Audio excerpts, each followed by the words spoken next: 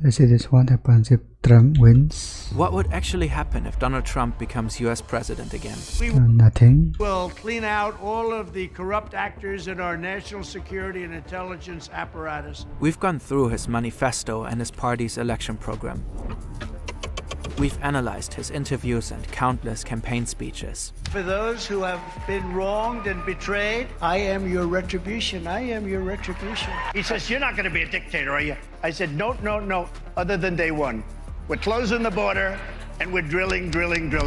And we took a look at the controversial And surely it's a joke, right? 2025. what's all that really about. Project 25 has absolutely nothing to do with me. One thing is certain. If Trump wins on November 5th and follows through on what he's promised, the United States of America would change.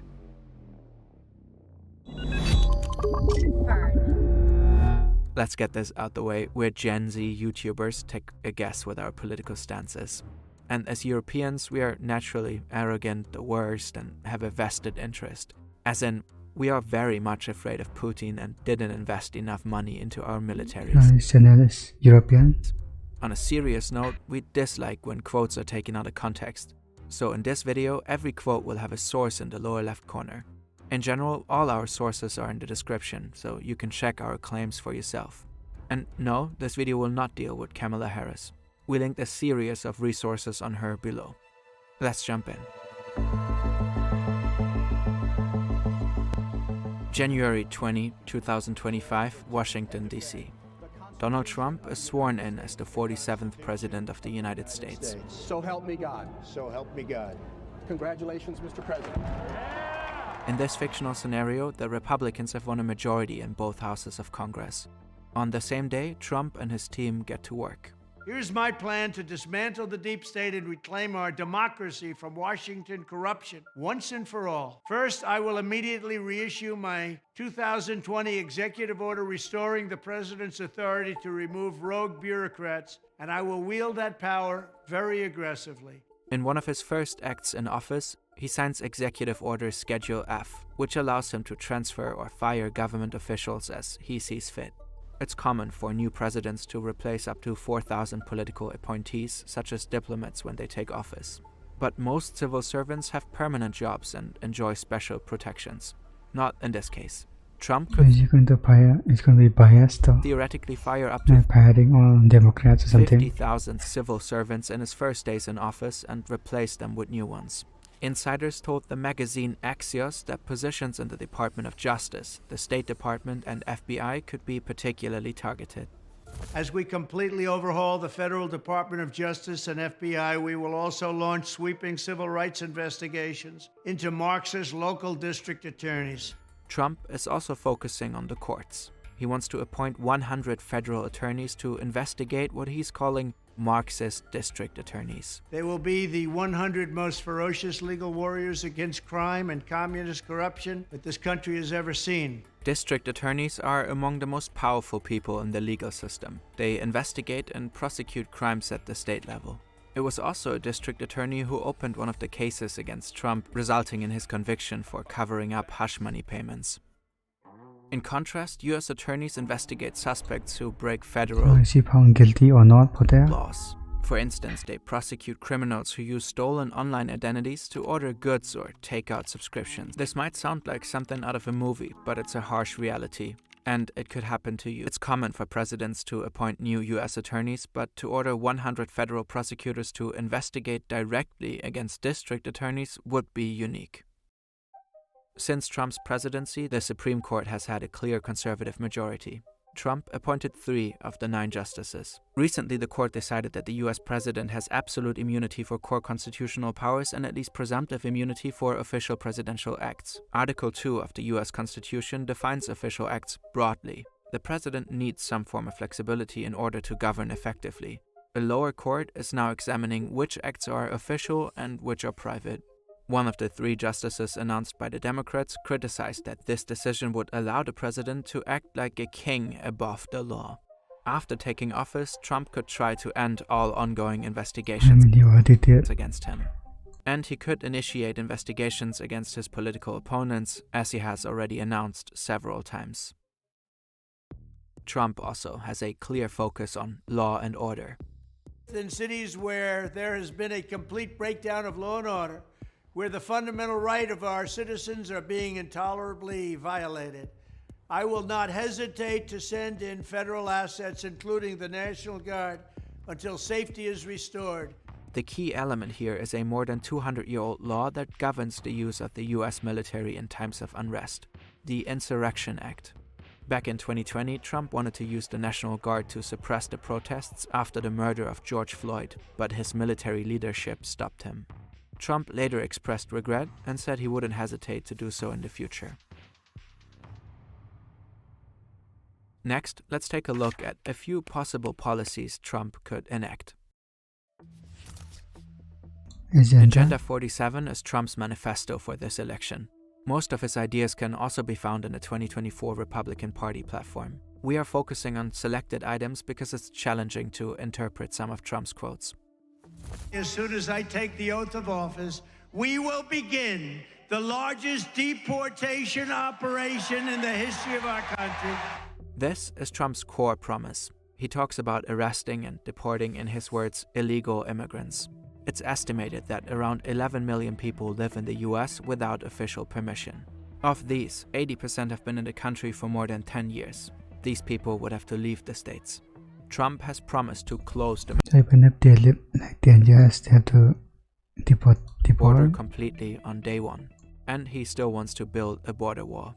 On day one of the Trump presidency, I'm restoring the travel ban, suspending refugee admissions, and keeping terrorists the hell out of our country. About the law on asylum. This travel ban targets countries with mainly Muslim populations.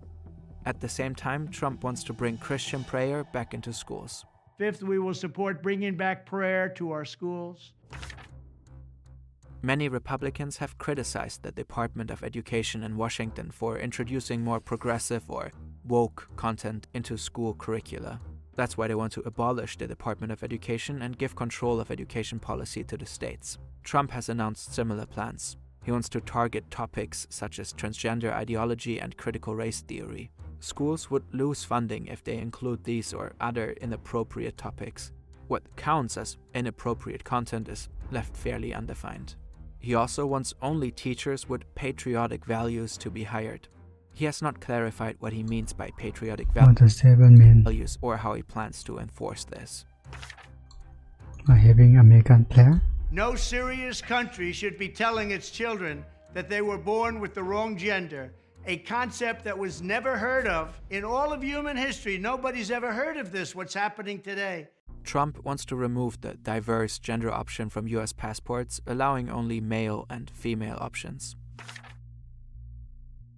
My cutting-edge trade agenda will revitalize our economy by once again putting America first. We will quickly become a manufacturing powerhouse like the world has never seen before.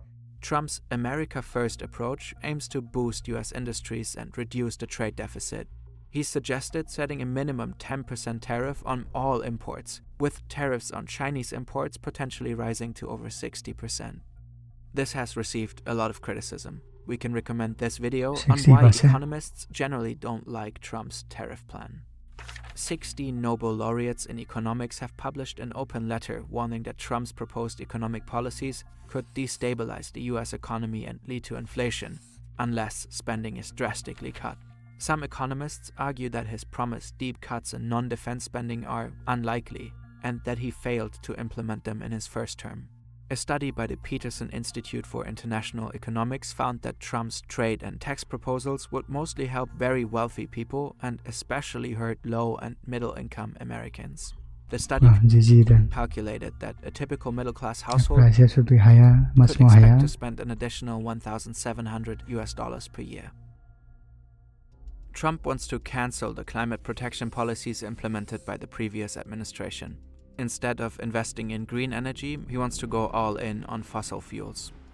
Under Trump, the US would once again withdraw from the Paris Climate Agreement. If I were president, the Russia-Ukraine war would never have happened, never in a million years. But even now, if I were president, I'd be able to Russia would have just taken the Ukraine negotiate an end to easily. this horrible and rapidly escalating war within 24 hours. Trump has said several times that he could end the war in Ukraine in one day. He has not specified how he intends to accomplish that. Even if taken as hyperbole, it's doubtful this could happen in Ukraine's favor. In an interview with the British Times, he said that financial and military aid would play a major role. Sources close to Trump told the Washington Post that he may be considering ceding some of the occupied Ukrainian territory to Russia. As Europeans, we feel compelled to emphasize that our military leaders broadly agree that Putin's regime is imperialist and expansionist. It is committing horrendous war crimes in Ukraine. If you would like to learn about them, you can find a series of links in our sources. They are undeniable and well documented. In short, Russia wants to establish a new world order and threatens peace on the entire continent if left unchecked. And indeed, Europe does need to strengthen its military capabilities significantly in any scenario. At this point, we need to discuss Project 2025. What is it? Does Trump know about it? And would it impact his potential presidency? The most important part of Project 2025 is a 920-page manifesto that came out in 2023. It's called the Mandate for Leadership. It contains detailed proposals for the next Republican president. Behind the project is the Heritage Foundation, a powerful conservative think tank backed by more than 100 organizations. According to CNN, 140 former Trump staffers are involved in Project 2025, including 31 of the 38 authors. This is a great group, and they're going to lay the groundwork and detail plans for exactly what our movement will do. A key part of the project So is a plan what- for Trump's first 180 days in office. What other steps do you have in Its there? contents are secret to prevent Trump's opponents from preparing. But some information has leaked. This is Russell Vought, one of the key figures behind the project and a close Trump ally. I want to thank Russ for doing an incredible job. He was secretly recorded by journalists posing as relatives of a major conservative donor. I think you have to rehabilitate Christian nationalism. He says his organization is working on hundreds of new executive orders and regulations. A major goal is to help replace government officials.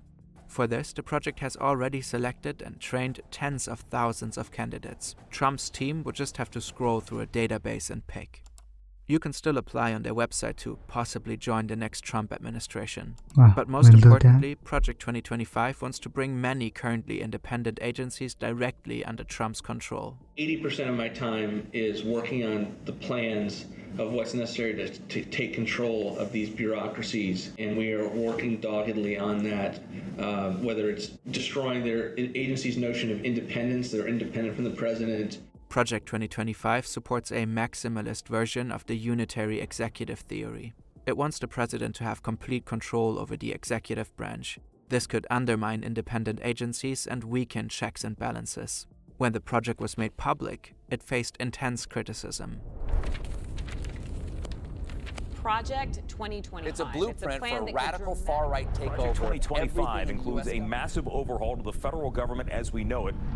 As the criticism grew, Trump began to distance himself. Let me ask you about Project 2025. Nothing. I know nothing about it. Project 25 has absolutely Really nothing good. to do with me. And then they read some of the things, and they are extreme. I mean, they're seriously extreme. But I don't know anything about it. I don't want to know anything about it. In stark contrast, this is what Russell Vought said behind closed doors. He's been at our organization, he's raised money for our organization, he's blessed it from the, I remember walking into our last day in office and told him what I was going to do. So he's very supportive of what we do.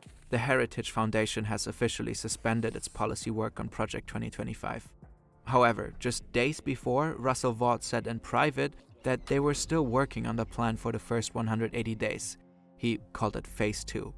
In this phase, he explained, they're preparing executive orders and agency reorganizations. The goal is to implement Trump's agenda as quickly and effectively as possible, should he win.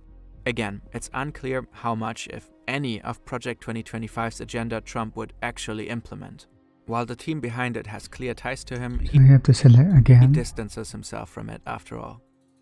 In light of this, let's cautiously entertain some of Project 2025's proposals for a minute. should be outlawed. The people who produce and distribute it should be imprisoned. Educators and public librarians who purvey it should be classed as registered offenders. And telecommunications and technology firms assassination tag. that facilitate its spread should be shuttered. The project is pushing for the removal of transgender individuals from military service.